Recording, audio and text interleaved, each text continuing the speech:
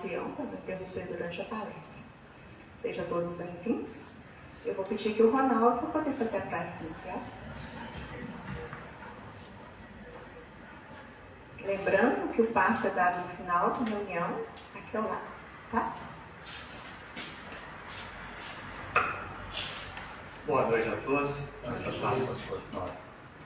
Senhor, fazemos instrumento de vossa paz. Onde houver ódio, que nós levemos o amor. Onde houver ofensa, que nós levemos o perdão.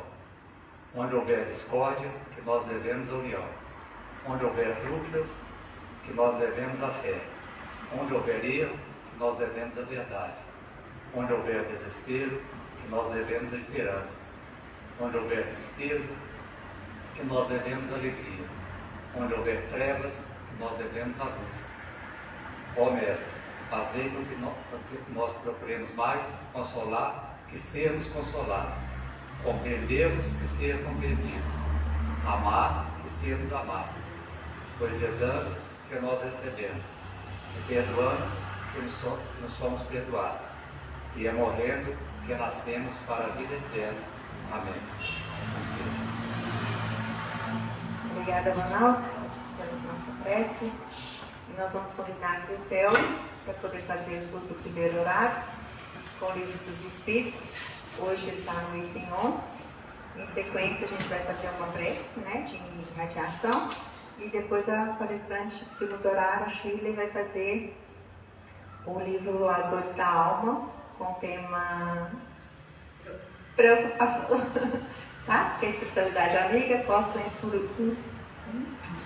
inspirá-los na noite de hoje. Obrigada. Boa noite, bom, amigos, amigas. É uma alegria estarmos aqui, né, nessa noite para poder estudar um pouquinho. E a gente fica muito feliz de estarmos aqui. Muito feliz. Mudamos o jeito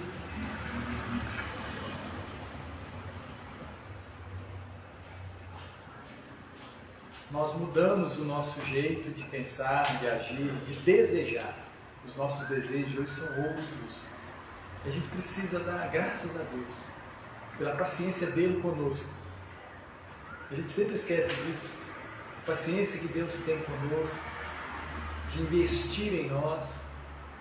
E nós precisamos estar atentos a esse investimento que recebemos diariamente. Eu sempre gosto de refletir sobre essa bondade de Deus para todos nós. Toda vez eu não me canso de dizer, eu te amo, Senhor. Eu preciso dizer isso. Ter uma relação saudável com Deus. A gente tem tantas dificuldades, mas com Ele não. Com Deus não. O nosso Pai não é assim que acontece. Ele sempre nos favorece e não vai cansar de sempre nos ofertar opções saudáveis no nosso caminho. E a gente estudando o Livro dos Espíritos, que é uma obra que traz para nós alguns princípios de como ter uma vida espiritual estando reencarnado. Como é viver na carne, sendo espíritos imortais. Escolhemos. Muitos de nós fizemos essa escolha de reencarnar. Fizemos essa escolha porque, observando a nossa situação na erraticidade, que é aquele momento que a gente está fora do corpo, a gente percebeu que precisa modificar algumas características, alguns saberes, alguma forma que não é agradável a nós. Esse é um grande tomar conhecimento dessas nossas dificuldades é muito importante, porque a gente só consegue tomar o medicamento se a gente souber que a gente está doente. Eu preciso saber que eu tenho alguma doença, eu preciso saber que tem alguma coisa que me desconforta, e se eu não buscar me analisar, eu vou ficar passando sem aproveitar os dias. Nós estamos no item 11 da introdução do Livro dos Espíritos, que trata dos contestadores. A introdução, lembrando que toda introdução do livro, ela se faz quando você termina o livro, né? Assim? A introdução você não faz primeiro, não. Você faz, é a última coisa que você faz. Então, nosso querido professor, ele foi construindo o Livro dos Espíritos com auxílio da espiritualidade. Eu gosto sempre de lembrar isso. A gente sabe, lembra, quem são os espíritos que ditaram e corrigiram o Livro dos Espíritos? Gente? Todo mundo lembra quem são? Lembra? Porque o Livro dos Espíritos não é um livro do Allan Kardec. Não é um livro dele. É um livro dos espíritos encarnados. E quem são eles? Lá no Prolegômenos fala que eles ditaram e corrigiram o livro. Ditaram e corrigiram o livro. Não estou desprezando aqui o nosso querido professor Hipólito Leão Denis Arribário, não. Só estou dando nome aos bois, né? Como a gente diz aqui em Minas Gerais. Quem são essa equipe? Uma equipe que atendeu um pedido de Jesus o Cristo. Ok? Está na hora, a partir de 1850, está na hora de chegar um novo conhecimento, uma nova revelação.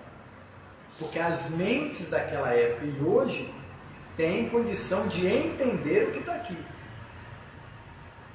Isso é muito curioso, né? Eu tenho uma irmã que era pastora evangélica. Falar do Livro dos Espíritos para ela é a mesma coisa de falar de astrofísica.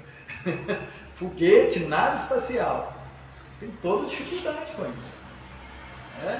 Então, alguns de nós conseguimos ter essa percepção, esse olhar.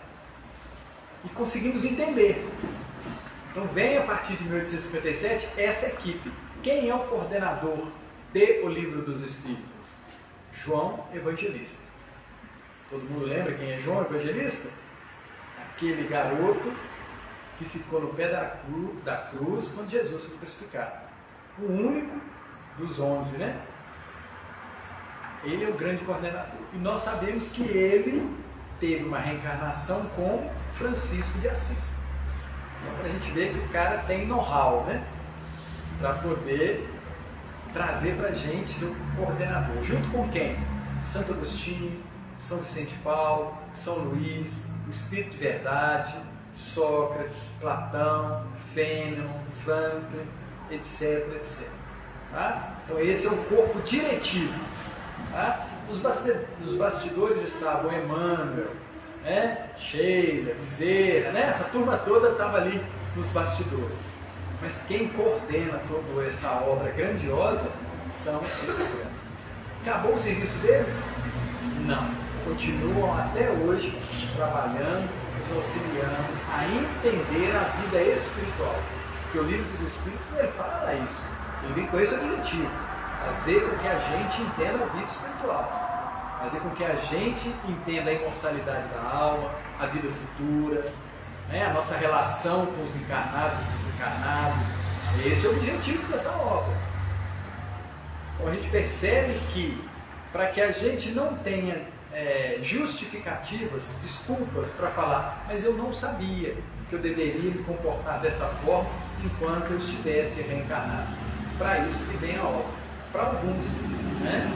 Então, a contestação do livro é daquelas pessoas que começaram a ler o Livro dos Espíritos. Lembrando que a sua primeira edição ele tinha 503 perguntas. E somente na sua, se não me engano, na segunda ou terceira edição é que passa para 1019. Tá? Perguntas e respostas. Na verdade, são muito mais, né? Tem muito mais perguntas. Tem pergunta A, B e C, né? É muito mais de 1019 perguntas. E no item 11 da introdução fala assim: é estranho, acrescentam que só falem de espírito e personalidades conhecidas. E perguntam por que motivo só eles se manifestam. Os contraditores. É um erro proveniente, como muitos outros, de observação superficial. Entre os espíritos que se manifestam espontaneamente, há maior número de desconhecidos do que de ilustres. Eles se designam por qualquer nome, muitas das vezes por nomes alegóricos ou característicos. Quanto aos evocados, desde que não se trate de parentes ou amigos, é muito natural que sejam de preferência os conhecidos. Os nomes de personalidades ilustres chamam mais a atenção por serem mais destacados. É interessante a gente pensar sobre isso. A gente fala no João Batista, João Evangelista, Santo Agostinho. Por que a gente fala nesses grandes vultos? Porque o trabalho deles foi importante. O trabalho deles foi importante. A vida, a vivência, o que eles passaram para nós foi importante. Por que a gente fala de Sócrates até hoje? Por que a gente fala de Platão? O trabalho que eles fizeram é sensacional. Quem já leu A República de Platão vai ver que lá Sócrates conversava com seu anjo da guarda. Conversava. Então a gente fica pensando, nossa, mas o cara era todo muito materialista. Não. Sócrates era uma pessoa muito espiritualizada. Pitágoras era uma pessoa muito espiritualizada. Porque eles já sabiam que existia alguma coisa além do corpo físico.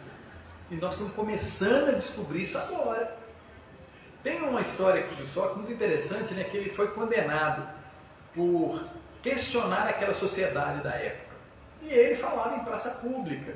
E muitos garotos, pessoas novas, gostavam daquilo. E aí os senhores da época levaram ele a julgamento. E na Grécia não se matava ninguém. Se condenava a pessoa e a pessoa tinha que se matar. Eles não podiam matar.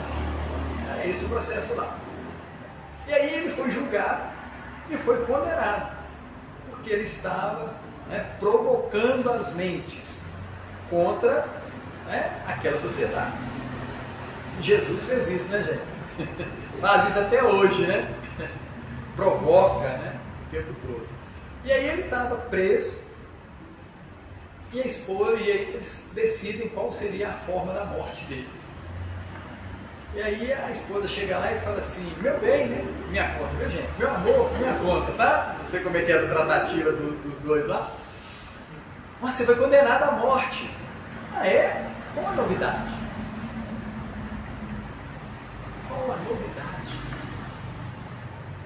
É novidade pra gente? Que nós vamos deixar isso pronto? Não é novidade. Uma coisa tão óbvia. E tem hora que a gente briga contra o óbvio. A gente fica brigando contra o óbvio. A gente fica protestando umas coisas. Não é possível que seja isso. Ah, não deve ter um Deus. O universo começou de um Big Bang, um acaso. Aí a gente começa a brincar, né? Quem acredita no acaso é mais místico do que a gente, né? Porque o acaso é capaz de construir um universo tão maravilhoso, com tanta competência, e isso é misticismo. Acreditar que, caiu ali, virou um ouro, virou isso, virou aquilo. Isso é misticismo, acreditar naquilo que não conhece. E aí ele fala aqui que o primeiro sintoma daqueles que contestam é não conhecer. Por isso que a doutrina dos Espíritos é uma ciência. Nós viemos à Casa Espírita para estudar. A quem? A Deus e a nós. A Deus e a nós. E aí a gente não conhece nenhum dos dois, né? Não é? Esse é o grande problema. A gente não se conhece e muito menos aquele que deu origem. Você pode chamar de qualquer coisa, tá, gente? Pode chamar Deus de melancia, ele não incomoda, não. Sapato, tomate, para ele não faz a menor diferença. O que faz diferença é que na hora que você pensa num ser superior, aí você está entrando em contato com ele. Nós precisamos conhecer. A Casa Espírita é um lugar de estudo. Estudo. Recentemente eu vi um videozinho, adorei o videozinho, falei, nossa, quando eu tiver uma casa espírita vai ser desse jeito. Quando eu participar, quando eu dirigir uma casa espírita vai ser desse jeito. Como é que eles trabalham? Lá no Mato Grosso do Sul. E são várias salas, e cada sala estuda-se uma obra. Cada sala estuda-se uma obra. E lá só tem uma reunião pública por semana. Uma reunião pública. O resto das reuniões, o pessoal entra, são salas. Olha, eu não leio, a sala tal estuda tal obra, a sala tal estuda tal obra, tal livro, aquela coisa toda. Eu achei sensacional. Porque muitas das vezes a gente aqui na reunião pública, apesar, aqui na nossa casa a gente pode participar, pode contestar, pode perguntar, isso é ótimo, mas tem casas que é impossível fazer isso. E aí a gente acaba não criando laços, que é o que a gente necessita. A gente precisa saber o nome de cada um de nós. Nós precisamos saber como é que a gente está caminhando, como é que estão as coisas. Esse é o princípio da fraternidade. Senão seria só ponto de encontro, né? E a ideia da casa espírita não é ser um ponto de encontro, é ser uma fraternidade. Cada um de nós buscando amparar, conversar e ser amigo. Para isso a gente precisa estudar, conviver, se envolver. Esse é o processo de Jesus. Jesus pegou 12 pessoas, ali devia ter umas 8 que não se conheciam. Não se conheciam. E ele junta aquele grupo. Eu acho isso muito interessante, porque a gente precisa entender que todos nós somos diferentes. Nós precisamos entender isso. Não há ninguém igual a nós. E essa certeza da diferença faz com que a gente respeite a todo mundo. E faz com que cada vez mais a gente busque relacionar-se com o diferente. Tem umas coisas, né, me chamam muita atenção, né? Agora tem lá uma sigla, né? G, L, S, I, mais, não tem nada? Eu fico rindo disso, gente. Você sabe por que eu fico rindo disso? Porque todo mundo é diferente. Daqui a pouco eles vão ter que fazer um alfabeto inteiro de letras para identificar a diferença de cada um. Partamos da certeza que todos são diferentes, gostos diferentes, posições diferentes. E aí quando a gente divide alguma coisa, separa alguma coisa, a gente está desprezando o outro, né? A ideia não é de ser harmonioso com todo mundo, independente do seu gosto, independente da sua tendência, cabe a nós o respeito. Cabe a nós o respeito. Então, eu gosto de uma frase do Divaldo, né? Divaldo fala assim que se partido fosse bom, chamaria inteiro. É ótimo isso, né? Toda vez que eu escolho um lado, eu parti. Não é assim? Se eu acho que fulano está certo, Beltrano está errado.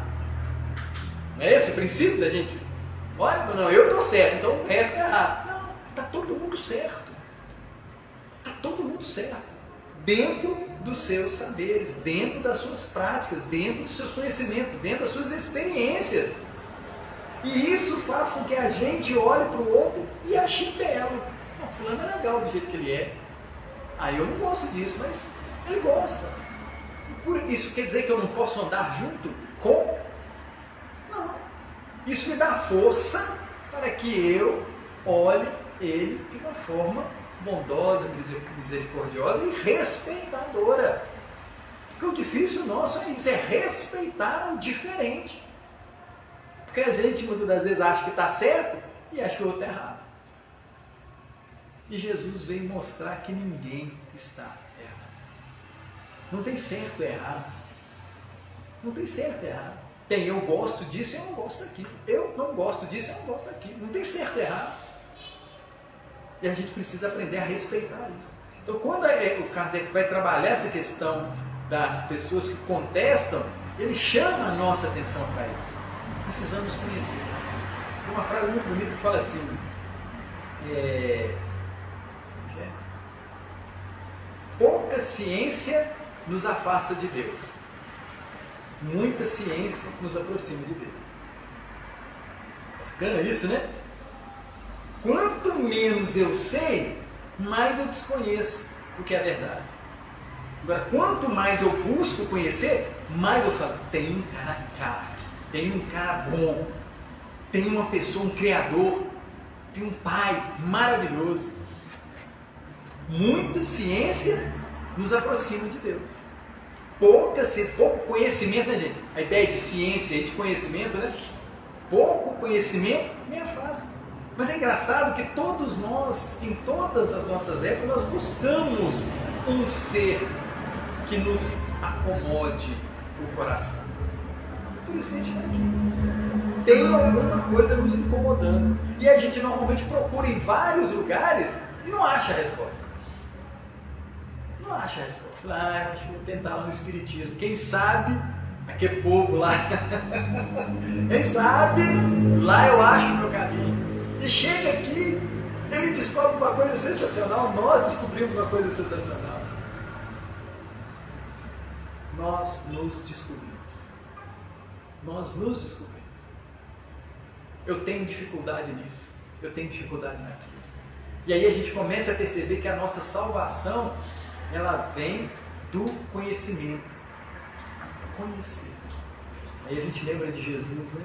Conhecereis a verdade e a verdade nos libertará. Grande sábio, né? Grande cientista, grande mestre, grande arquiteto. Quanto mais eu me conheço, mais eu fico feliz. Porque eu entendo que há alguém que busca o tempo todo me ajudar nessa caminhada da busca da felicidade. Tem uma frase que tem muitas, né, gente, que eu não deixo. Sede santo como santo é vosso Pai. A gente consegue estudar isso? Refletir sobre isso? Sede santo como santo é vosso Pai. Quando a gente entende isso, a gente consegue ver que nós temos potenciais em nós que desconhecemos. Potenciais que nós desconhecemos. Quando Jesus fala assim, vós podeis fazer o que eu faço muito mais, é porque Ele conhece a essência, a nossa essência. Ele conhece a nossa essência. Então Ele está falando assim, o dia que a gente conhecer o nosso potencial, não haverá motivos para tristeza, amargura, estresse, cansaço.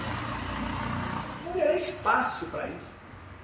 Porque nós vamos viver o dia com uma intensidade, nós vamos viver o dia tão conectados, que tudo vai passar muito rápido.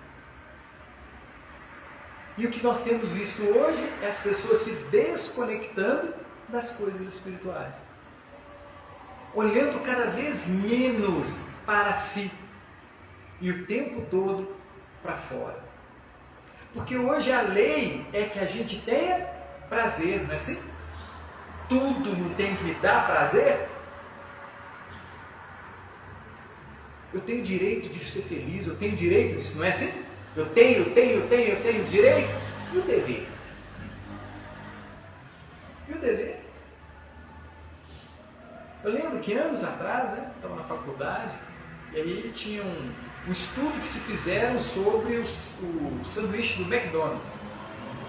A pessoa ficou dias só se alimentando de produtos McDonald's. Antes dela começar a dieta, ela fez o exame nutricional do corpo, tudo bonitinho. Aí ela entrou na dieta. E aí meses depois, ela refez os mesmos exames. E ela estava toda deteriorada. Toda desequilibrada. Isso é velho. Isso é velho. Por que a gente não muda? Porque a gente quer o prazer do paladar. E a gente esquece que o prazer do paladar, ele dura 2 segundos. Sabia disso? Que você põe na boca, que é gostoso, 2 segundos depois, chegou na goela, né? Acabou. Eu brinco lá em casa, né, que a gente se alimenta, o objetivo do alimento é para nos dar energia. Só essa função do alimento, gente. Só essa. Energia. A gente não precisa de energia para caminhar, para se movimentar, essa coisa toda. Se nutrir, o alimento tem esse papel. Agora eu preciso prestar atenção na qualidade desse alimento. E aí, toda vez que eu falo isso, eu lembro porque que lá em casa o pessoal não gosta que eu faça compra. O pessoal não gosta que eu faça compra. Não, você não sabe comprar. Porque a qualidade do alimento tem que ser uma qualidade. Eu falo assim, gente, mas vocês são as pessoas que eu amo. Então o que eu compro tem que ser bom para vocês. Eu não posso comprar nada que seja ruim para vocês, que vai fazer mal. Ah não, você está fora. Entendo isso. Me dá o dinheiro que eu mesmo compro. Né? Mas isso é legal. sabe? Porque começam a olhar para a gente de uma forma diferente. A gente começa a trabalhar diferente. A gente começa a entender, a gente começa a conhecer. E o conhecimento realmente nos liberta. Ele nos liberta. Quando a gente chega numa empresa, nosso primeiro dia de serviço, a gente é totalmente ignorante naquilo, né? Assim, a não ser que você tenha tido um emprego antes, mas se for o seu primeiro emprego, se for aquela função a primeira vez, você chega lá ignorante, de desconhecer. E aí você vai passando o tempo, vai conhecendo, aí você vai virando chefinho, chefão, não é assim? Conhecimento. Ele te liberta daquela ignorância. Essa é a proposta que o Espiritismo faz para todos nós. Sair da ignorância e caminhar para a sabedoria. A sabedoria que vai fazer e vai nos transformar em pessoas luminosas. Consegue entender o tipo de luz que a gente fala? Aquela luz que atende, que socorre. E para que eu alcance essa luminosidade, eu preciso estar voltado para a minha pessoa. Qual é a pessoa que o Telmo veio aqui salvar? Você sabe? Eu sou o Telmo, viu, gente? Você sabe qual que é a pessoa que o Telmo veio aqui salvar? O Telmo. De quem? Tem uma pessoa que caminha comigo que é perigosíssimo. Você sabe quem é que caminha comigo que é perigosíssimo? Ele mesmo. Eu mesmo? Que horror! Quer dizer que eu carrego o inimigo junto? É. Isso é desafiador, né? Inimigo meu, né? Inimigo meu. Por quê? Porque outrora eu não sabia. Ignorante. Eu era ignorante. Eu não sabia. E aí eu fiz coisas dentro daquele saber, que naquele momento estava certo. Eu era ignorante. Para mim tudo bem. Aí eu comecei a sair daquele movimento, daquela situação. E aí eu começo uma briga. Gente, vocês já viram a dificuldade daquele que é viciado largar aquele vício? Não é? Não é difícil? É esse o problema que eu passo. Vícios e vícios que tinha e que hoje eu sei que não é mais, não é que são bons mais, e eu preciso largar. Mas o corpo até pede, né? Pede o McDonald's, pede isso, pede o refrigerante, o corpo pede, porque a gente treinou ele tanto com isso. E a gente sente saudade desse momento. E aí a gente precisa fazer esse movimento. Para uns esse movimento é prazeroso. Eu estou me cuidando, amanhã eu vou estar melhor, depois eu vou estar melhor, daqui a 1000 anos eu vou estar melhor. Para outro é um tormento, porque essa pessoa não acredita que vai ter amanhã. E aí ela quer tudo agora. Tudo agora. E aí quando ganha um não, entra em depressão, tenta suicídio, não é assim? Porque a vida tem que te atender tanto. Mas eu acho que isso é culpa de Deus, vocês não acham não? Eu acho que é. Ele sempre dá tudo pra gente. Consegue entender essa? Ele não sempre nos serve, ele sempre nos dá em abundância. Um dos atributos de Deus, gente, é a abundância. Ele não dá nada, mixaria nenhuma, ele te dá em quantidade. Agora a nossa inteligência, o nosso livre-arbítrio é que tem que entender. Ele falou assim, olha, tem muito refrigerante, mas eu não devo. Olha, tem muito sanduíche, mas eu não devo. A gente precisa ter essa percepção. Deus te dá. E no livro dos Espíritos pergunta isso lá na frente. Por que ele faz isso? Por que a gente tem tanta liberdade? Por que a gente pode tanto? Porque é uma prova. É uma prova. Então nós, com a nossa inteligência, nós precisamos distinguir o que é bom hoje, amanhã, daqui a 1000 anos. O que era ruim ontem e 1000 anos para trás. E aí eu chego no meu inimigo, né? Aí eu chego no inimigo e falo, nossa, eu preciso trabalhar. Eu preciso mudar, eu preciso conhecer.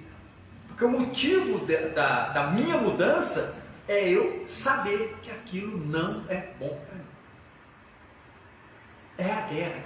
Eu lembro, né? Jesus fala isso no seu Evangelho. Não vim trazer a paz, mas a espada. A espada para cortar o de fora? Não. Para cortar de mim,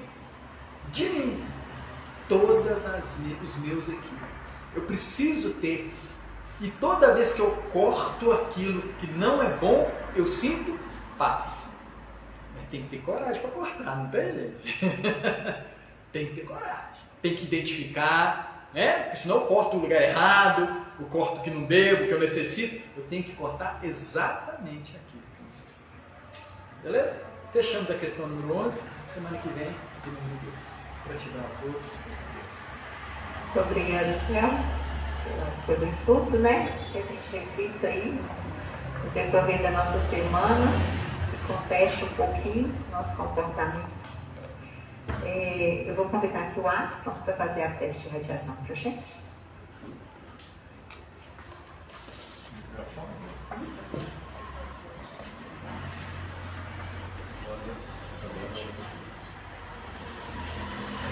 Nosso Pai que estás em toda parte, santificado seja o teu nome no louvor de todas as criaturas.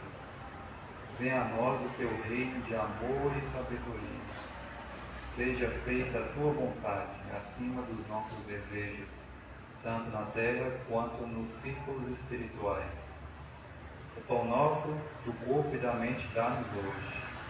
Perdoa as nossas dívidas, ensinando-nos a perdoar nossos devedores com esquecimento de todo mal. Não permitas que venhamos a cair sob os golpes da tentação de nossa própria inferioridade. Livrai-nos do mal que ainda reside em nós mesmos, porque só em Ti brilha a luz eterna do Teu reino de poder, da glória, da justiça, da paz e do amor para sempre. Assim seja. Obrigada, Alisson. E vamos convidar agora a Shirley, né, para o estudo do segundo horário, com o tema preocupação por livro das dores da alma. Dores ou prazeres? Dores da alma.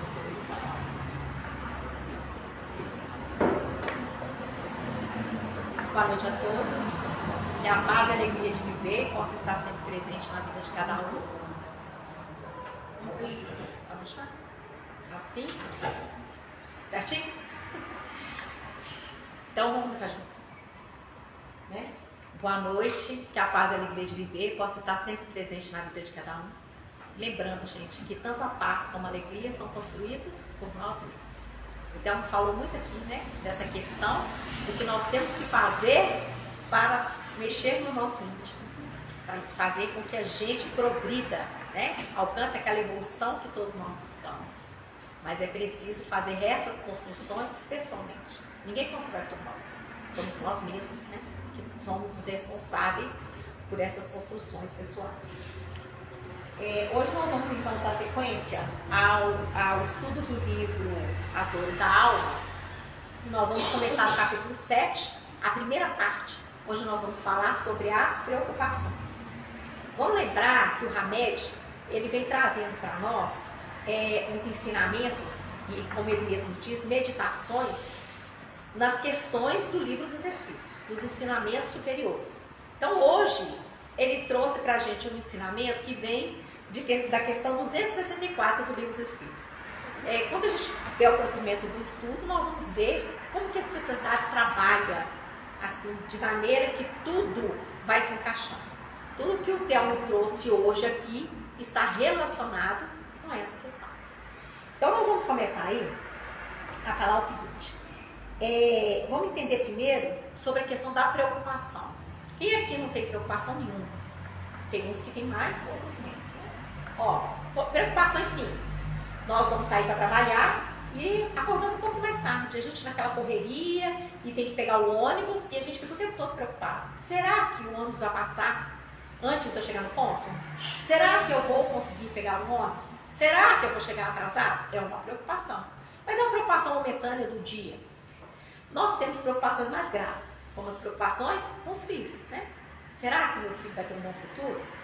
Será que meu filho vai conseguir seguir essa diretriz do Evangelho de Jesus que a gente busca pregar para ele aqui na evangelização ou em casa? Será que meu filho vai ser feliz com essa pessoa que ele escolheu para conviver, para compartilhar a vida? São preocupações que todos os pais têm, mas não podem ser preocupações que atrapalhem o nosso dever, mas muitas das vezes a gente deixa. Quantas mães se perdem na preocupação com os filhos e esquecem de si mesmas? Nossa, meu filho casou, mas ali teve uma desavença, ali teve um problema, e ela quer tentar resolver o problema daquele casal, ela quer que o filho seja feliz conforme o que ela acredita. Então, muitas das vezes, nós nos perdemos nesse tipo de preocupação, porque a gente está muito mais envolvido com o que o outro pensa, com o que o outro faz, como ele age, do que na maneira como nós agimos. Então, nossas preocupações, muitas das vezes, estão muito mais voltadas para com aquele a quem nós relacionamos do que para conosco mesmo. Porque, na realidade, a preocupação não tem que existir. O dia de amanhã não pertence a Deus. Eu vou ficar preocupada aqui com o dia de amanhã. Às vezes, eu nem vou acordar aqui no plano da matéria amanhã. Às vezes, as minhas tarefas vão estar muito além, ou não. Mas a preocupação pode me tirar do foco de hoje para que o que eu teria que fazer amanhã no plano espiritual, eu não consiga. Porque a gente não vai sair daqui exatamente como nós estamos. Se eu estou envolvido em alguma coisa que está me fixando aqui no plano da matéria, a minha preocupação com a minha vida material, é a preocupação com os meus relacionamentos. Quando eu desencarnar, onde eu vou ficar? Dentro dessas preocupações.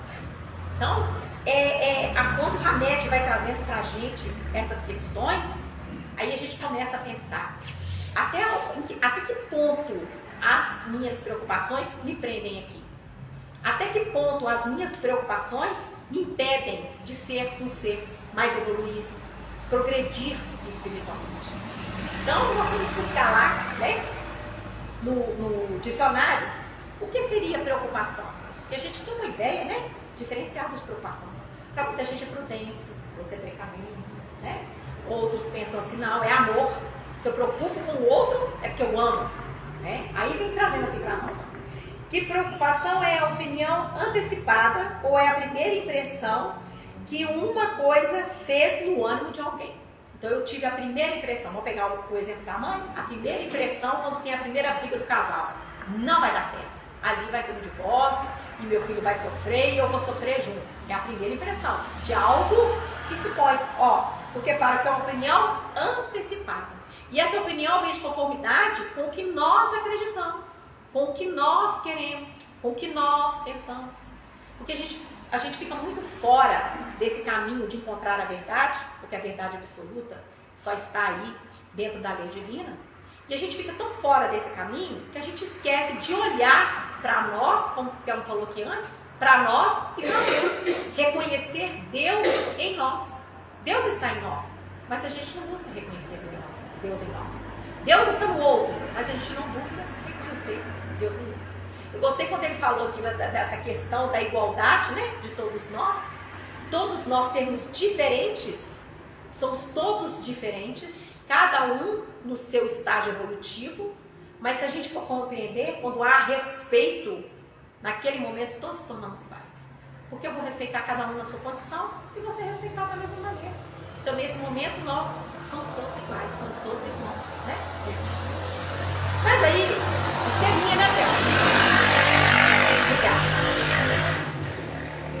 Mas aí lá também, vem trazendo para nós assim, no dicionário, que a preocupação é uma ideia fixa, antecipada, que perturba o espírito a ponto de produzir sofrimento moral.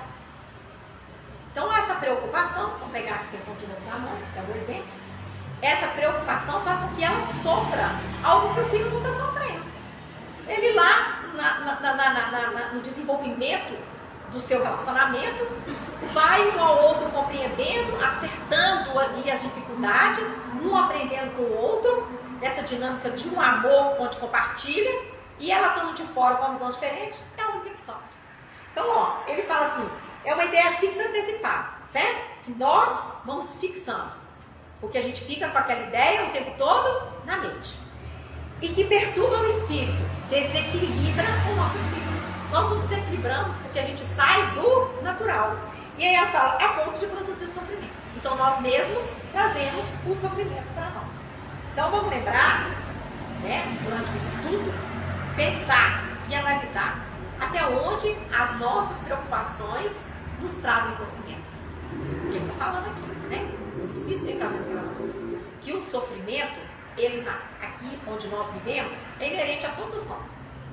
Porque todos nós temos muitos defeitos ainda a corrigir, né? Mas nós podemos escolher como vamos passar pelo sofrimento. Então, se a gente pega a preocupação e faz com que ela traga dores para nós estamos indo além daquilo que a gente precisa suportar. E sai do foco daquilo que a gente tem que suportar. Então, o remédio vai fazer a gente compreender tudo isso, né? Ele fala assim, começa o capítulo, remédio falando assim para nós, ó.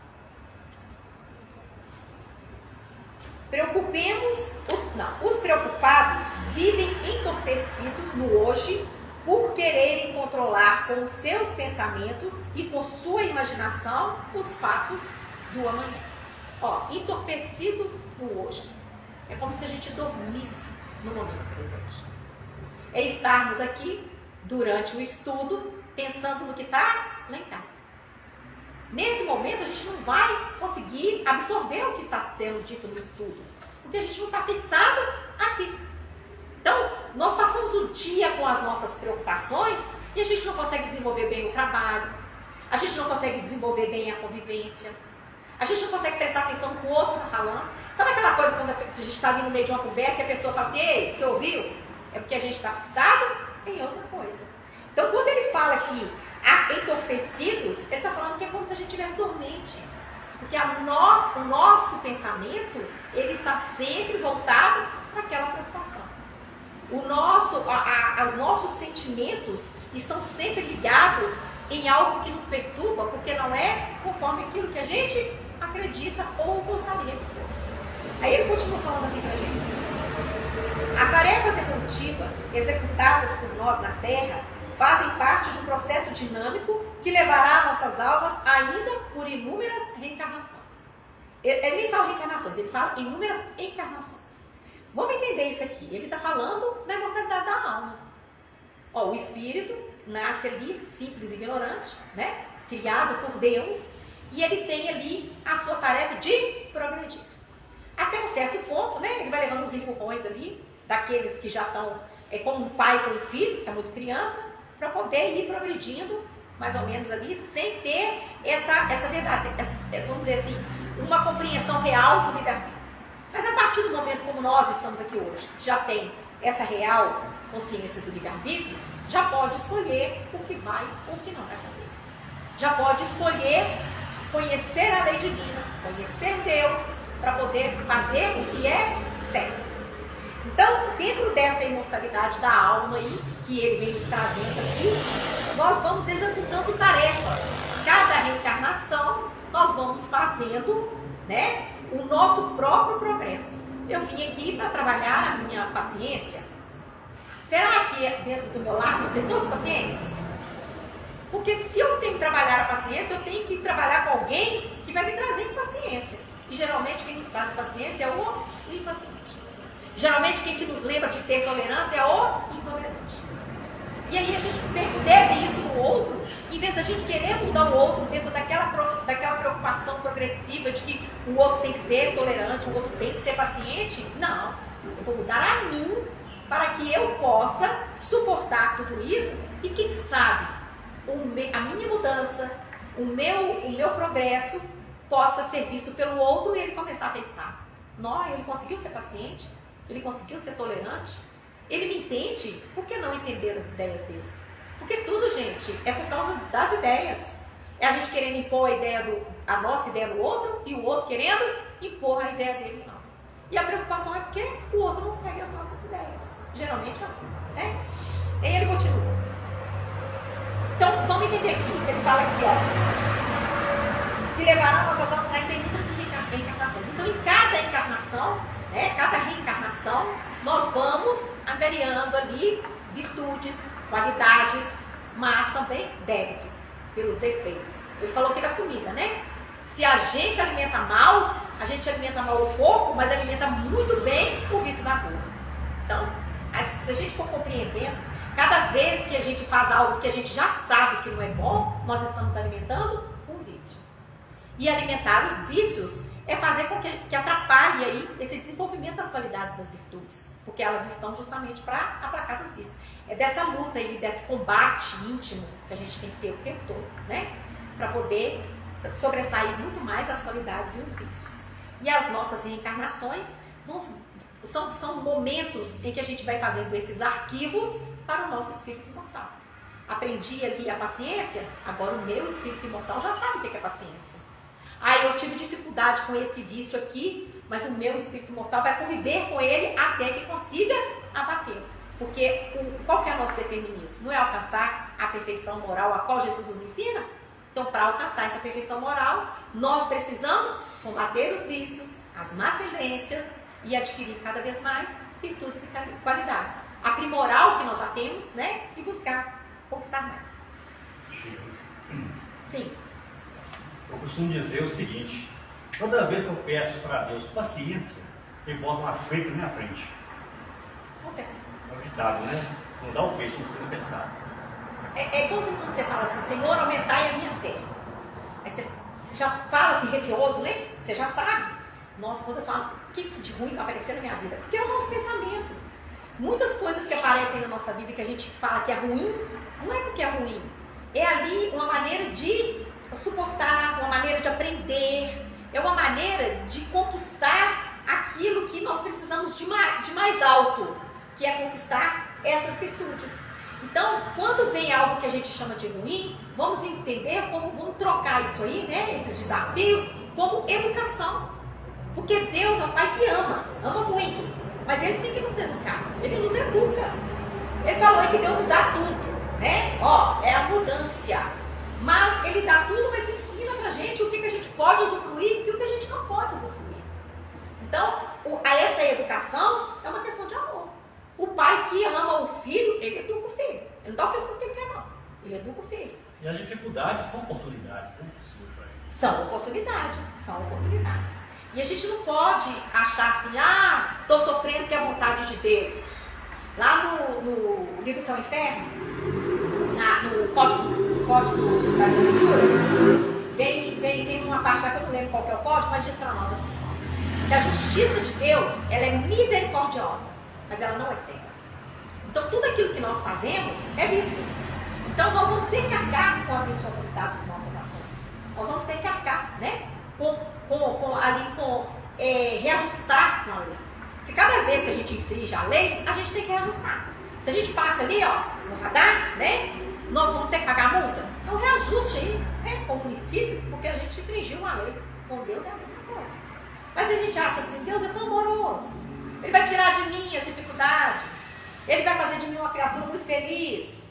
Não, ele fala para nós assim, as dificuldades estão aí, para que você possa suportar, encontrar a sua felicidade no momento em que você olhar para trás e falar, eu fui capaz. Entende? E quando a gente fica perdido nas preocupações, a gente dificulta demais essa estrada. Dificulta muito, né? Aí o Hamed continua falando para a gente aqui, Ele fala assim, a vida não tem outro objetivo senão a de doação, de proteção e de recursos para que possamos atingir uma estabilidade íntima que nos assegure a clareza e a serenidade mental, elementos imprescindíveis que nos facilitarão o progresso espiritual. Ele está falando que é para a gente usar desses recursos, né, que a vida vai nos dando, para poder adquirir essa segurança íntima. Eu sou seguro na hora que eu digo sim, eu faço bem. Não, eu não faço mal. É uma segurança íntima. É a gente ter certeza ali de estar agindo conforme Jesus espera de nós. Mas para a gente fazer isso, a gente tem que conhecer o Evangelho de Jesus. A gente tem que conhecer o caminho. Jesus fala para nós assim, eu sou o caminho. Se quiser me seguir, toma a sua cruz e siga-me. Ele não está falando assim, eu vou carregar sua cruz para você. Então, é a gente adquirir aumentar esses elementos, como ele fala aqui da doação, da proteção, de todos esses recursos que a gente encontra na vida. O outro, gente, é um recurso, é um instrumento que nos ajuda a crescer. Aquilo que você falou, vai colocar uma pessoa que vai provar minha paciência, ele é um instrumento, é um recurso que nos ajuda a crescer, que vai nos ajudar a ter a paciência. Eu brinco, sabe? Mas é uma brincadeira bem séria. Dos pais que têm filhos hiperativos. Eu falo assim, gente, você trabalha tudo. Você trabalha a caridade, porque você tem que ser, de maneira assim, você tem que ser muito benevolente para aquela criança. Trabalha a indulgência, porque você tem que aceitar mesmo aquela criança do jeito que ela é. E o perdão, porque a gente tem que perdoar o tempo todo, principalmente quando chega na fase da adolescência. Então, é sair da preocupação e usar, né, dessas virtudes, principalmente a caridade, para que a gente não sucumba. Porque aí a gente vai falar assim, não, eu estou fazendo o que eu dou conta, dentro daquilo que eu conheço, dentro daquilo que eu já acredito e posso fazer. Mas tem que ser tudo dentro dessa direção que Jesus aponta para nós. É o tipo mais perfeito, né, que Deus nos deu para seguir de modelo e guia, o caminho. Então, é a gente seguir esse caminho, né? Aí ele fala para nós aqui, ó, quando ele fala da clareza e da serenidade, né? Ó, ele fala assim, clareza e a serenidade mental é manter a nossa mente serena. Mas essa mente serena, ela está de acordo com o equilíbrio das emoções, está de acordo com os sentimentos que nós estamos sentindo, com os pensamentos que nós formulamos. Vamos entender que os sentimentos fazem com que a gente pense. Ó, vem a emoção. Vamos pegar a questão da gula? A emoção, onde você vê aquela coisa gostosa ali, aí já surge aquela emoção, né? Nossa, que delícia, comer essa coisa gostosa. Aí já ativa ali em nós a gula, né? Ó, eu vou comer e vou comer muito. Quem aqui antes de ir para um casamento, aquela festa de arromba que a gente sempre vai ter, fala assim, hoje eu não vou nem jantar. Lá eu vou comer tudo que tiver lá. Vou me esbaldar dos doces. Que é um pensamento nosso, gente. Primeiro vem o pensamento, aí depois vem o uso do livre-arbítrio. Não. Eu acho melhor eu comer um pouquinho para chegar lá e não exagerar naquilo que eu não posso. Eu tenho que cuidar da minha saúde. Viu que é aí uma luta? Sempre há o caminho que nos chama mais atenção, que é a porta larga, e tem o caminho estreito, que a consciência nos chama a seguir. Então, quando você busca essa serenidade mental, você vai jantar, sair de casa. Fala, não, o sentimento veio, ativou meu pensamento, mas o meu próprio pensamento, dentro da minha disciplina, vai falar com o sentimento. Mais importante é a sua saúde do que a sua vontade, do que esse desejo, né? Porque são desejos. Vontade é ativa em nós aquilo que nós devemos fazer, aquilo que nós queremos fazer. O que nós queremos? Progredir espiritualmente? Então vai ativar isso. Não vamos comer na sair de casa e não vamos abusar. Dá para entender como que é essa serenidade mental? E aí ele continua falando para nós, e ele ainda fala que é imprescindível, né? Para poder nos facilitar aí no nosso progresso. E aí ele continua, se acreditarmos, porém, que nossa felicidade ou infelicidade venha de coisas externas, do acaso ou das mãos de outras pessoas, estaremos dificultando o nosso crescimento e amadurecimento interior. Ninguém nos faz infeliz sem o nosso próprio consentimento. Mas também ninguém nos faz feliz, porque a felicidade ela é inerente ao espírito. Somos nós que cativamos a felicidade. Então, se a gente ficar esperando que o outro vá fazer por nós aquilo que cabe a nós fazermos, nós não vamos progredir. Nós vamos ficar estacionados. E se estamos ali, aí a gente começa a preocupação, né? Nossa, gente, eu estou relacionando com fulano, mas fulano não faz o que eu gosto. Fulano não faz o que eu quero. Acho que uma das coisas que os homens mais reclamam é porque eles não conseguem adivinhar o pensamento das mulheres. Porque às vezes ele faz uma coisa e ela fala, mas é isso que eu queria, não. Aí ele fala, não, mas foi o que me deu a entender. Porque a mulher não fala claramente. Ela joga as dicas, as indiretas, mostra o que gosta, o que não gosta. Mas ela não chega direto e fala assim, eu gostaria que você fizesse isso por mim. Não. Então fica naquela pressão, sabe? Naquela preocupação. Por que ele não faz o que eu gosto? Por que ele não me leva aonde eu quero ir? Por que não compra pra mim aquilo que eu gosto de vestir, não aquilo que ele gosta? Sabe? Aquela coisa? E vai prejudicando o relacionamento. Então a gente fica esperando que o outro nos faça feliz, mas a gente não trabalha essa oportunidade do outro fazer feliz. Não nos fazer feliz, mas nos ajudar nessa caminhada de felicidade. Porque tudo, gente, é compartilha. Eu falo que o maior erro dentro de um relacionamento é quando entra num relacionamento assim. A hora que eu quiser eu mudo o outro. Ah, pode deixar. Depois do casamento, eu mudo ele. Ninguém muda ninguém, não. Cada um tem que ter a sua própria vontade de mudança. O outro pode até mudar na hora que ele começar a observar que se ele fizer uma mudança, tudo melhora. Mas a nossa preocupação de mudar o outro pertence só a nós. É um sofrimento que a gente traz para a gente mesmo. Então a gente tem que entender que a felicidade é responsabilidade nossa. A infelicidade também. E aí ele fala pra gente, ó, a criatura que atingiu a lucidez espiritual já adquiriu a capacidade de compreender a eficiência com que a natureza age em todos nós. Ela se conduz no cotidiano pacífica e serena, pois percebeu que está constantemente ganhando recursos da vida excelsa. Ó, a natureza, ela vem, né, trazendo para nós recursos do alto. Tem que ter a aprovação de Deus. E tem que, a espiritualidade tem que olhar e falar assim, realmente é necessário. Então tudo é dentro de um processo do merecimento e da necessidade do Espírito. E aí ele continua falando pra gente aqui, ó. Mesmo quando atravessa o que consideramos transtornos existenciais. Ó, mesmo nos momentos em que nós estamos atravessando os transtornos existenciais, nós sempre temos ali o amparo de Deus, né? A natureza colaborando para que tudo fique bem conosco. Nós vamos buscar o que seja transtornos existenciais. A gente ouve muito isso, né? Crise da meia-idade, crise, como é que fala? Existencial, não é? A gente ouve falar. E aí eles falam assim, ó, os médicos vêm trazer para nós, né? Os terapeutas, que transtorno existencial é o descontentamento que surge devido à insatisfação ou à confusão com a vida. É o descontentamento. Não gosto desse meu relacionamento. Então, se eu estou insatisfeito no meu relacionamento, eu estou descontente com a vida. Se eu estou descontente com a vida, eu caio nesse tormento existencial. Olha o tormento. Por que eu estou nessa relação? Por que eu estou nessa família? Por que eu nasci nessa família e tanta gente fala assim, eu não pedi para nascer? Será? Eu não queria vir aqui. Por que eu estou aqui morando nesse bairro, onde é tudo tão perigoso? Ó, a preocupação da segurança, né? Por que eu estou nesse trabalho? Eu procuro emprego em vários lugares, mas não saio desse emprego aqui. Tudo, gente, é porque se a gente começar a observar, é porque a gente tem que aprender alguma coisa no lugar onde nós estamos. Nós temos que aprender alguma coisa com quem nós somos. É o autoconhecimento. E a partir do momento que a gente vai aprendendo, a gente vai evoluindo. Não, de repente vem um trabalho novo, você fala, não, de repente o trabalho novo apareceu. Mas é porque, se a gente verificar, nós já aprendemos tudo que tínhamos que aprender onde nós estamos.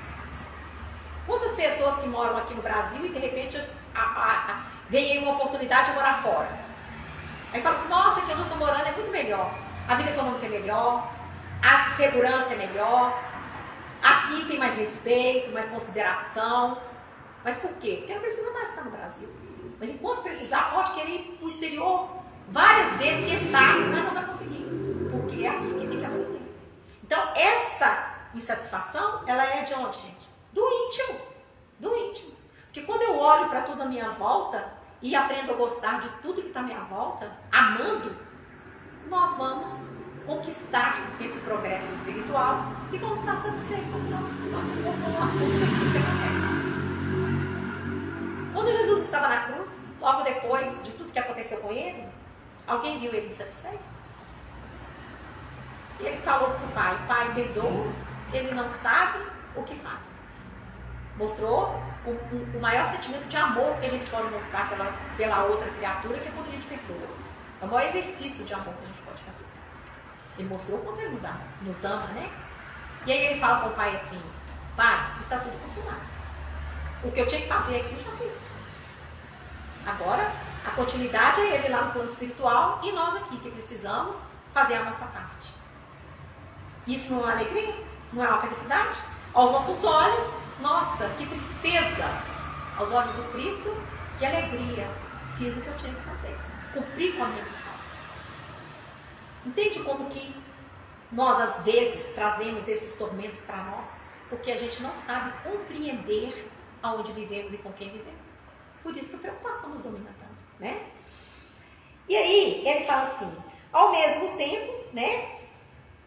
Aprendeu que por mais que se preocupe, a reunião de todas essas preocupações não poderá mudar coisa alguma em sua vida.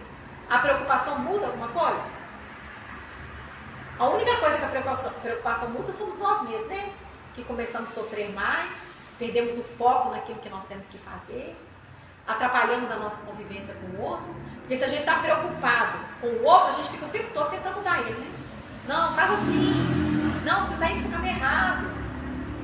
Então, o que muda não é para o bem, geralmente é para o mal, né? Então a gente precisa buscar aí esse entendimento. Então, ele vai começar agora a trazer para nós, todas as vezes que for a pergunta eu vou falar. É a pergunta 264.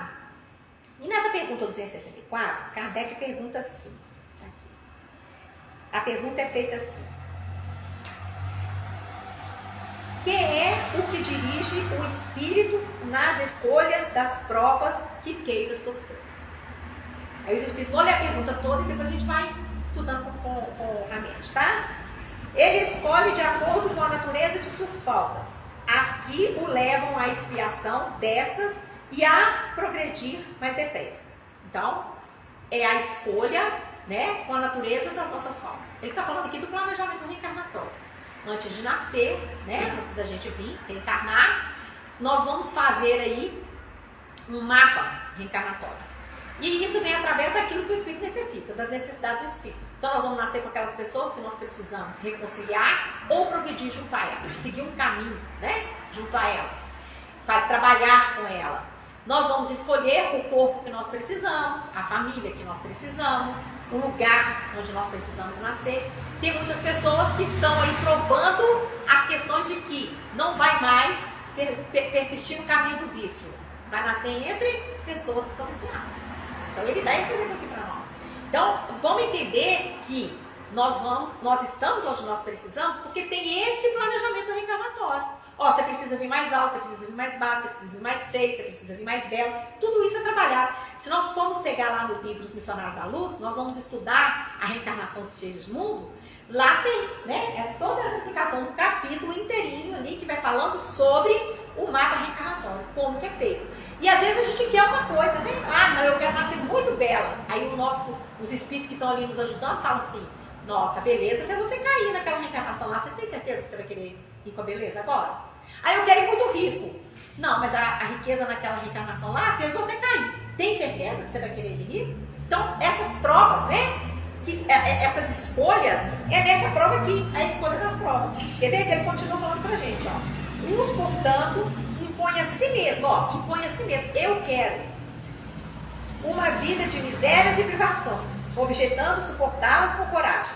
Outros preferem experimentar as tentações da riqueza e do poder, muito mais perigosas, pelos abusos e má aplicação a que podem dar lugar pelas paixões inferiores que uma ou outros desenvolvem. Muitos finalmente se dedicam a experimentar suas forças nas lutas que terão de sustentar em contato com o vício. Ó, é aquilo que nós falamos, né? Eu estou em contato com o vício e tenho que suportar o vício. Eu conheço uma moça, acho que eu já até comentei isso aqui uma vez, que quando eu falei sobre o vício aqui. Ela, quando ela entrou para a faculdade, ela não tinha contato com pessoas que fumam, porque na família dela ninguém fuma.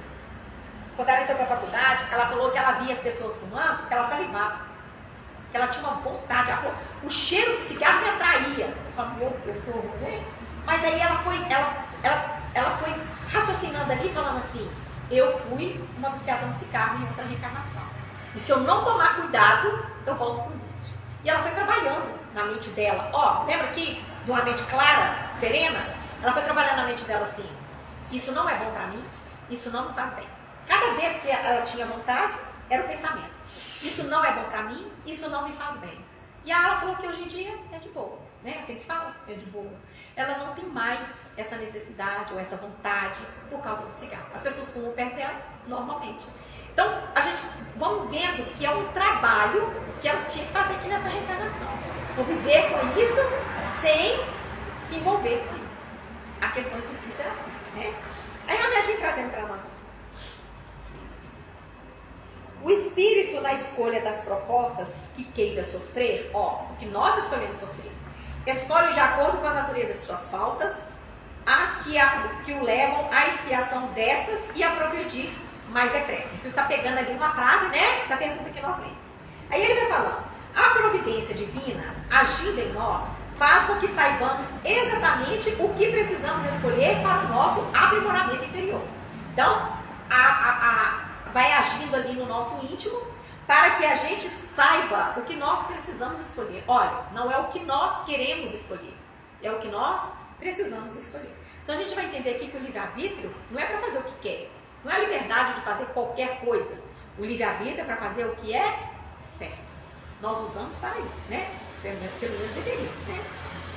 Para que a consciência da criatura tenha uma boa absorção ou uma sensível abertura para o aprendizado, é preciso que adquira senso e raciocínio, noção e atributos, todos extraídos das suas provas e expiações, ou seja, das diversas experiências vivenciais. Então, ó, é adquirir o senso e o raciocínio. É raciocinar, né? O Kardec não nos chama de ter uma fé raciocinada? Raciocinar conforme o que nós aprendemos, conforme o que a doutrina traz, conforme o que Jesus traz. E quando ele fala de senso, ele está falando de uma pessoa que é prudente, porque a gente não pode confundir preocupação com prudência, né? Daqui a pouco nós vamos falar sobre isso. E quando ele fala aqui de noção, ele está falando do conhecimento imediato, aquilo que está na nossa, que surge em nós através da nossa intuição. Que conhecimento imediato é esse? É o conhecimento já desenvolvido pelo nosso espírito imortal. Porque o espírito imortal, ele não quer progredir. A gente está aqui no campo da matéria, reencarnado, e a gente esquece muita coisa. Mas o nosso espírito imortal, ele está alerta. Então, cada vez que a gente precisa de uma intuição para fazer uma boa escolha, essa intuição vem. Lembra lá a questão da festa? Ó, vem primeiro assim, vou e vou me espantar. Aí depois vem o espírito imortal falando, você vê aqui para cuidar da sua saúde, é uma intuição íntima. Quem nunca teve essa discussão aí no próprio pensamento? Eu costumo falar daqueles desenhos animados, vocês já assistiram? Que tem aqui, aparece um tapetinho de um lado e um anjinho do outro. Aí o tapetinho vira, faz, o outro fala, não faz não. Já viram no desenho? Então, é a mesma coisa. É quando a gente está envolvido na matéria ali, a predominância da matéria vai nos levando para essas paixões terrenas, vai nos levando para esses vícios. Mas aí o nosso espírito imortal fala assim, vem ali através da nossa intuição, que é do espírito, e fala, não, isso não, nós já passamos por isso, isso não foi legal. E aí a gente começa a pensar, né? Ó, debater, vou ou não vou, vou ou não vou. Até que chegue o momento em que a gente vai escolher, se a gente tiver firme no que é certo, a gente vai escolher o certo. Mas se a gente ainda não tiver firme, não tiver o equilíbrio, não tiver uma mente equilibrada, a gente pode cair e escolher aquilo que é errado, né? Muitas vezes tem muita gente que vai nos ajudar, não vai não. Encarnado, né? É intuído para falar, não faço não. Mas a gente fala, livre-arbítrio é meu, eu faço o que eu quero. Vai lá e faz. E é aí que está a consequência depois, né? Toda causa tem um efeito. E aí vamos pensar, se nessa encarnação eu estou com tanta dificuldade, eu já sei da mortalidade da alma, eu sei que as reencarnações, tudo que eu passo é devido às minhas atitudes do passado.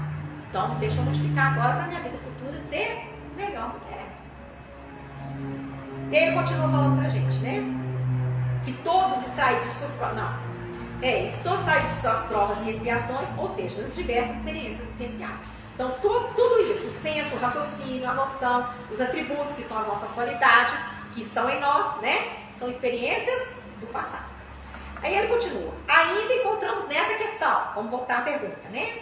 Uns conhecem mesmo uma vida de misérias e privações. Outros preferem experimentar as tentações da riqueza e do poder. Muitos, finalmente, se decidem a experimentar suas forças nas lutas que terão de sustentar em contato com o vício. Hamed vai comentar. Por que, então, a nossa desmedida preocupação com o destino dos outros? Por que tentarmos forçar as coisas para que aconteçam? Então, vamos entender aqui. Se tudo é imposto a nós mesmos, e se são tudo que a gente decide experimentar dentro das forças da luta diária, onde nós vamos ter que nos esforçar diariamente para fazer. Por que então a gente está tão preocupado com a vida do outro? Porque se cada um escolheu o seu próprio caminho, se cada um escolheu aquilo que tem que passar, então não é parar de preocupar e começar a voltar para a nossa fé e pedir a Deus força para o outro? Se eu estou preocupado com a situação do outro, eu tenho que pedir a Deus que abençoe o outro. Agora, se o meu conhecimento estiver muito mais voltado para que o outro faça o que eu quero, naquelas orações assim, eu quero que meu filho seja aquele menino que me respeite todo dia, seja obediente e estude aquilo que eu quero, só tira nota boa, não é? Não é as orações que a gente costuma fazer?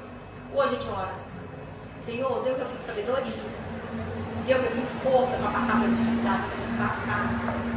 No momento daquela prova ali, dê a ele a lembrança, abra a mente da lembrança de tudo que ele aprendeu para que ele possa fazer uma boa prova. Mas a gente fala assim: se eu faço com que meu filho tenha uma boa prova, tem que tirar uma boa nota. Se ele não estudou, Deus vai usar a prova dele? Então a gente tem que pedir a Deus que dê ali discernimento para aquela criança, forças para suportar quando ele erra. Então, quando nós vamos modificando o nosso pensamento, as nossas orações também mudam e as preocupações vão cessando. Porque a gente sabe que se errou, tem que acertar de alguma maneira. E tudo acontece conforme já está programado. A gente pode mudar? Pode. O bem ou o mal, a gente pode mudar o que está programado. Porque se eu erro muito, eu vou no caminho errado. Se eu acerto, eu posso ir para um caminho mais iluminado do que aquele que foi traçado para mim. Mas, vamos pensar, tudo vem da nossa escolha, do nosso livre-arbítrio. Então, quando ele fala aqui, por que vamos preocupar? Olha, eu adorei a pergunta. Ele fala, então por que a nossa desmedida preocupação é a fixar o tempo todo naquilo que a gente quer transformar no outro? A gente quer que o outro mude? Vamos pensar assim, a gente vê muitos casos assim, né? Quando a gente entra no espiritismo. A doutrina vem esclarecendo tanta coisa para nós, que vai ajudando aí, né? Esse clareamento da nossa mente, da gente raciocinar melhor, da gente ter um bom senso para poder agir, né? A gente já começa a perceber que nós podemos fazer a nossa autotransformação. E é tão bom para nós, é tão consolador, por isso que a doutrina é consoladora, que ela nos abraça. É tão consolador que a gente quer isso pro outro. Aí a gente chega em casa e quer ficar ali, implicando o outro a fazer a mesma coisa, que ele veja o que nós estamos vendo. Cada um está numa posição, gente. Lembra o que o Thelma falou aqui? Que enquanto ele está aqui buscando as claridades do espiritismo, que a irmã dele, que é pastora, ela não consegue nem parar para entender o que está no livro dos Espíritos. Entende? Nós temos que respeitar o grau que o outro está. Somos diferentes, muito diferentes. Cada um dentro de um grau ali, né, do seu progresso espiritual, do seu grau evolutivo. Enquanto um tem muita paciência, o outro tem que trabalhar a paciência. Enquanto um já tem aquela benevolência ali, uma caridade legítima, que totalmente desinteressada, tem outros que estão fazendo a caridade para poder ganhar likes. É assim que fala na internet. Porque a caridade está meio moda, né? Então, aí as pessoas fazem e postam para todo mundo falar: nossa, como ela é bacana, como ela é legal. É interesse pessoal. E tem outros que estão fazendo, que o outro fala assim: nossa, eu nem sabia que essa pessoa faz caridade. Gente, essa pessoa aí, rica, celebridade, faz isso tudo. Como é que ela não fala nada? É o desinteresse pessoal. Então, quando ele vem falando para nós aqui, por que preocupar, né, com o destino do outro, é porque nós precisamos preocupar com o nosso próprio destino. Lá no Livro dos Espíritos, vai estar lá no... Ai, deixa eu ver se eu cheguei a anotar aqui qual que é o capítulo. Eu posso anotar aqui, gente. Aí eu não anotei, não, mas o capítulo, eu acho que é no capítulo 13. 17, eu não sei se é no 13 ou 17, mas eu sei que é o item 7, intitulado Dever. Se procurar para achar, né? No Evangelho do Espiritismo, Dever. Começa assim, que todos nós temos um dever, primeiro para conosco e depois para com os outros. Como é que eu posso ajudar o outro se eu nem sei como fazer isso? Como é que eu posso estender a mão para alguém se eu nem ainda entendi a caridade para comigo mesmo? Porque eu não aprendi a me amar, não aprendi a me perdoar, não aprendi a cuidar de mim. Como é que eu vou cuidar do outro? Então, o dever para conosco, ele tem que vir em primeiro lugar, mas não é egoísmo, não. É aprender para doar. A oração que foi feita aqui, a primeira oração, né? É doando o que se recebe. Então, quanto mais a gente ama, mais a gente sente o amor. Ah, o outro então vai me amar porque eu amo ele? Não. Porque o amor de Deus que está em mim é que vai para o outro. E quanto mais eu dou o amor para o outro, mais o amor de Deus se concentra em mim. É o relacionamento. Está lá na lei divina, onde está toda a lei e os profetas. Amar a Deus de todo o teu conhecimento, de todo o teu coração, de toda a tua alma. E amar ao próximo como a si mesmo. É dentro desse relacionamento. Deus me ama, eu amo o próximo, e o amor de Deus vai me desenvolvendo, vai me fazendo crescer, mas um amor legítimo. Dentro de um exercício de uma caridade modesta. Então, nós vamos aí, nesse amor, compreendendo o outro. Dentro da indulgência, dentro do perdão, dentro da benevolência, de maneira que as preocupações vão ficando para trás. Ah, mas eu ainda não sei o que pedir. Não sei. Então, vamos pegar uma ajuda do Emmanuel?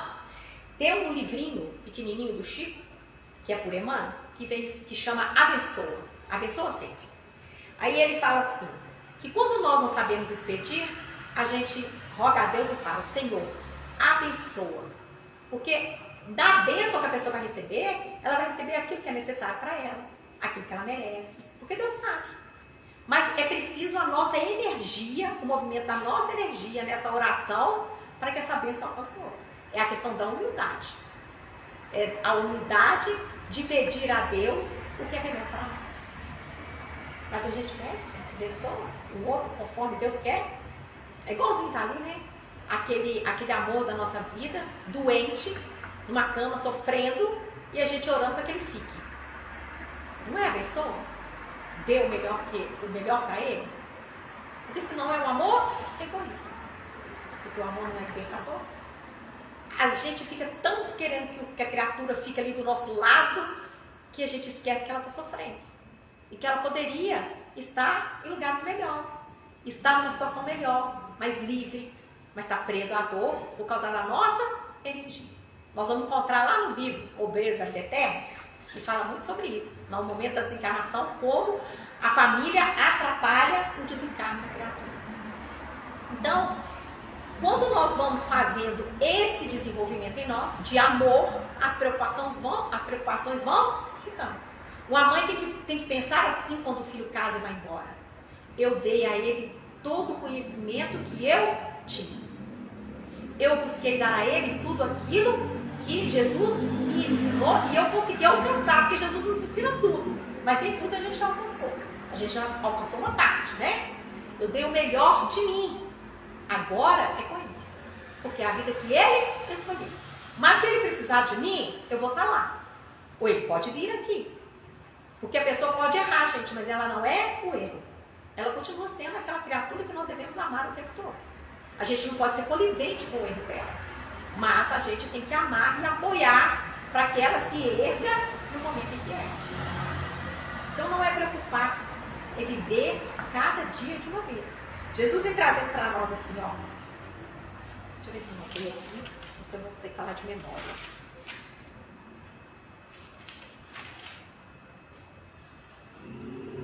De memória. Jesus vem falando para nós assim. Não nos preocupei com o dia de amanhã. Ó, ele está falando das preocupações. Porque cada dia traz as suas próprias preocupações. Se a gente fixar no dia de hoje, no momento de hoje, corri, não peguei o ônibus. A minha preocupação ajudou eu a pegar o ônibus? Não. Mas aí vem o outro ônibus. E eu falo, Senhor, abençoa para que dê tempo de eu chegar lá no meu trabalho. Mas se não der, que o meu chefe seja ali compreensivo naquele momento. Mas se ele não for compreensivo, que eu consiga entender o porquê dessa situação. Entendeu? Acabou a preocupação. Eu já entreguei na mão de Deus. Mas não é orar e depois falar, agora devolve a preocupação. Que é o que a gente faz, né? A gente ora, pede a Deus e na hora que a gente fala assim seja, a gente busca de volta. Ou às vezes a gente nem larga, né? A gente fala segurando e não solta. A gente tem que soltar. Porque a partir do momento que a gente preocupa demais, é uma desconfiança de Deus, né? Não? Se eu estou preocupado demais com a situação, eu estou desconfiando de que Deus está fazendo tudo errado. Que Deus não está me dando aquilo que eu mereço. Que o que eu estou recebendo é uma injustiça. Olha a palavra que a gente fala e a gente... Nossa, é tão injusto. Eu não mereço isso. Eu não devia passar por isso. A partir do momento que a gente vai deixando as preocupações para lá, mantendo em nós, né, essa leveza, a gente vai melhorando a nossa saúde, vai tendo uma claridade maior. Ele não falou aqui da serenidade mental? Uma serenidade maior, uma claridade maior, para que a gente possa resolver, solucionar as questões. Mas é um dia de cada vez. Tem coisas, gente, olha, por que a gente não pode confundir a preocupação com prudência? Porque prudente é aquele que se precaver, né? Vamos lembrar lá das virgens? Da parábola das 10 virgens? Que 5 delas levam ali o óleo, porque fala assim, eu não sei se vai dar tempo, né, do noivo chegar, então vamos levar o óleo, porque se as lamparinas começarem a apagar, a gente vai ter óleo para poder continuar com as lamparinas acesas. E aí, nessa prudência delas, elas conseguem encontrar o noivo. Mas se elas ficassem só preocupadas, será que vai, será que não vai? Nossa, eu estou trazendo esse óleo, será que vai, será que não vai? Será que a preocupação ia resolver o problema? Então, prudência é diferente de preocupação. Uma pessoa prudente, quando ela vai viajar, ela fala assim, daqui a 2 meses eu vou tirar férias e vou viajar. Então ela vai lá e ela já reserva o hotel, a passagem, ela já faz um mapa, ó, eu vou nessa cidade, eu vou visitar esse lugar, não é assim que a gente faz? Pronto. Mas aí ela passa os próximos 2 meses até chegar lá, e se chover? E se eu chegar lá, o hotel não for bom? Nossa, e se no meio do caminho nós bater? O avião cair? Desconcentra tudo que tem que viver hoje, preocupado com uma viagem que vai fazer, que deveria ser um divertimento, mas é 2 meses de sofrimento até chegar no divertimento. Sofrer por antecedência? Sofrer por antecedência. A preocupação é sofrer por antecedência. É se ocupar de algo que nem está ainda diante de você. Então, a partir do momento em que a gente começa a viver como Jesus nos ensinou, um dia de cada vez, aquela pequena preocupação que vem, ela vai. Porque a gente fala, não, já passou, eu vou fazer o quê? Né? Vamos mudar aí, vamos fazer, amanhã eu levanto mais cedo. Vamos fazer essas mudanças que nós precisamos fazer. Então, o dia de hoje, o momento de agora não é mais fácil de pensar? Ou então eu posso ficar aqui, né? Ó, daqui a 5 minutos eu vou embora. Nossa, será? O que pode acontecer ali na esquina na hora que eu sair? Nós estamos vivendo a insegurança física, né? Porque a gente pode ser assaltado, pode se machucar. A insegurança do trânsito, porque o carro pode bater, pode acontecer um acidente. A insegurança de que o trânsito esteja muito ruim e eu tenho que ficar preso ali, dentro do trânsito. Não é? Porque pode acontecer. Mas para que eu vou me preocupar com isso? Se acontecer, eu vivo o momento na hora que está acontecendo. Mas eu vou preocupar com algo que às vezes nunca vai nem acontecer na minha vida. Então, é manter essa sanidade, gente. É manter a sanidade. Por que nós falamos manter a sanidade? Nós trouxemos aqui, cientificamente comprovado, as questões eu até trouxe bem anotadinho aqui para passar direitinho, da ansiedade. O mal da atualidade é a ansiedade e a depressão. E aí os estudiosos, né, vêm trazendo para nós assim, que são os males desses séculos que atingem pessoas de diferentes idades. Crianças, adolescentes, adultos, jovens, idosos. Não importa, o mal pega essas pessoas. E aí eles vêm trazendo para nós que é o mundo inteiro. Mas o número 1 na questão da ansiedade é o Brasil. O Brasil fica em primeiro lugar de ansiosos. Na revista Exame, eles vêm trazendo para nós assim, que foi feito um teste que foi aplicado pela Guia da Alma, que é uma startup de soluções de saúde mental. Então as pessoas entravam lá e faziam, né? Respondiam, faziam a pesquisa. E que nessa pesquisa, 62,6% das pessoas que fizeram tem um alto nível de ansiedade. Então, se a gente for olhar, né, é uma boa parte. Aí vem a Organização Mundial de Saúde falando que o Brasil entrou em primeiro lugar porque 9,3% da população brasileira sofre de alto grau de ansiedade. Eu falei, gente, mas o que leva a ansiedade? O que leva a estarmos tão ansiosos? Aí nós vamos buscar, né? Aí eles vêm trazendo para nós assim, a preocupação intensa, excessiva e persistente e o medo das situações cotidianas são os principais motivadores da ansiedade. Vamos continuar preocupando? Ou a gente vai começar a eliminar isso da nossa mente? Porque nós somos ansiosos, somos. Estar preocupado com o que vai acontecer lá fora na hora que a gente sair é uma ansiedade. Então, acaba adoecendo a nossa mente. Lembra lá da serenidade? Quando ele fala da serenidade? A preocupação, ela nos desequilibra. Mas nós precisamos ter serenidade para saber aceitar a vida que nós temos. Aceitar os desafios que a vida traz. Para enxergar as oportunidades que a vida nos traz. Porque só através de um espírito equilibrado, sereno, é que a gente vai conseguir enxergar o que Deus espera de nós. O que aquela situação está trazendo para nós. Então nós precisamos desse equilíbrio. E a preocupação nos desequilibra. Então nós estamos terminando, gente. Alguma dúvida? Algum comentário? Eu queria encerrar, né, com o que realmente vem trazendo para a gente aqui no final. A gente leia um capítulo, porque não dá para falar tudo, né? Mas leia. Ele fala assim: cada um se expressa perante a existência como pode. Assim, suas criações, desejos, metas e objetivos são coerentes com seu grau evolutivo. Qualquer tipo de coação em um modo de ser é profundo desrespeito. Cada vez que nós vamos lá falar com o outro por causa das nossas preocupações, nós não desrespeitamos. Lembra aqui do respeito? Que torna a igualdade entre os homens é o respeito, é a aceitação do ser, né? E por fim ele fala aqui: confiemos na paternidade universal que rege a todos, visto que preocupação, em síntese, é desconfiança das leis da vida. É desconfiar de Deus, né? Não nos compete determinar ou dirigir as decisões alheias, nem mesmo temos o direito de convencer ninguém ou censurar as opiniões da vida de quem quer que seja. Porque condenar os atos e as atitudes de alguém que o próprio Criador deixou livre para decidir, por que condenar o outro? Se Deus deixou ele livre para poder usar o seu livre-arbítrio. Por que sofrer ou preocupar-se com isso? Se o outro é livre para tomar suas próprias decisões, por que nós vamos sofrer com isso? Vamos cumprir com o dever para conosco primeiro, né? Tomar as nossas próprias decisões. Buscando nos auto-amar, nos auto-perdoar e envolver-nos no amor onde liberta e não num amor egoísta. Então, eu agradeço a todos o convite da casa, né?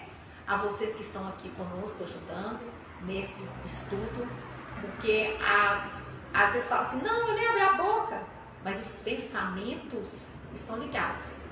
E geralmente a gente fala, né? Fala, nossa, eu fui lá e aprendi aquilo que eu precisava, e não que o outro que está lá em casa tinha que estar aqui, viu, gente? Quem está aqui é que precisa.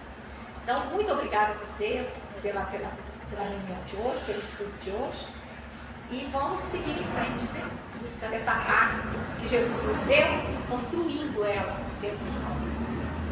Obrigada. Nós que agradecemos, né, a Chico pelo estudo. E tentemos, né, silenciar um pouquinho a nossa mente. Lembrando que o problema no outro é no outro, que a gente possa perguntar como posso ajudar, mas não se envolver, né? Deixar que ele, né, resolva o problema dele. E não ficar ansioso e preocupado com o problema do outro. E fazer oração para que ele possa resolver a situação também. Né? Eu vou dar uns recadinhos aqui. Estamos falando do primeiro horário, o filho agora falou da importância da gente estudar. Né? A casa está com os estudos na quarta-feira, tem 3 estudos na quarta-feira, um de manhã e 2 à noite. Tem um estudo no sábado, quem quiser participar com a gente aí, né? Está sendo um estudo virtual, mas quem quiser participar online, é só entrar nas redes sociais lá, no WhatsApp, para poder saber os horários direitinho, tá? A campanha do Quilo acontece todos os sábados, de 9 a meio-dia. Quem quiser participar, é só chegar uns minutinhos antes, que irá receber as instruções. Para essa semana a gente está precisando de farinha de mandioca, farinha de trigo, arroz, entre outras coisas, mas em destaque para essa semana. Tá? Em setembro vai começar um curso de artesanato de 14 às 17 horas, vão ser 12 aulas. Então aí convida quem tiver, uma pessoa que está de repente com tempo ocioso, pessoal, trabalha o dia inteiro, nem teve que fazer artesanato, né? Mas sei lá, tem aquela tia, tem aquela prima, talvez tá lá sem fazer nada, com tempo ocioso, assistindo televisão, pagar para poder aprender com a gente. Para esse curso a gente está precisando que faça inscrição para ter a noção da quantidade de pessoas, né? Para saber se o curso também poderá ser realizado. Então é isso. Agradecendo mais uma vez, eu vou fazer a oração aqui final. Que a gente silencie a mente mais um momento, feche nossos olhos, tá? Oração da gratidão. Somos gratos pelo lugar que habitamos, pelo alimento que nos dá sustento, pelo sol que nos aquece, pela água que nos purifica e pelo ar que respiramos. Somos gratos pela consciência que nos permite escolher, pelos desafios que nos fazem crescer, pela compreensão que aqui estamos para aprender e melhorar. Somos gratos pelo teto que nos protege, pelo trabalho que nos impulsiona, pela família que nos completa e pelos amigos que trilham conosco os caminhos da vida. Somos gratos pelo corpo que sustenta nossa alma e torna a nossa jornada possível, pela saúde para cumprir nossas tarefas, pela mente sã que nos permite sonhar, pelos desafios que nos permite crescer. Somos gratos por todas as oportunidades, por todas as conquistas, por cada instante sagrado, por cada respiração, por cada pensamento, por cada sentimento revelado. Somos gratos principalmente por ter a oportunidade de amar, cada vez mais e com a intenção mais nobre que existe em nossos corações. Gratidão. Voltamos para casa, né? Em paz, que Jesus nos proteja no caminho de volta. Obrigada a todos. O passe será ministrado aqui ao lado, tá?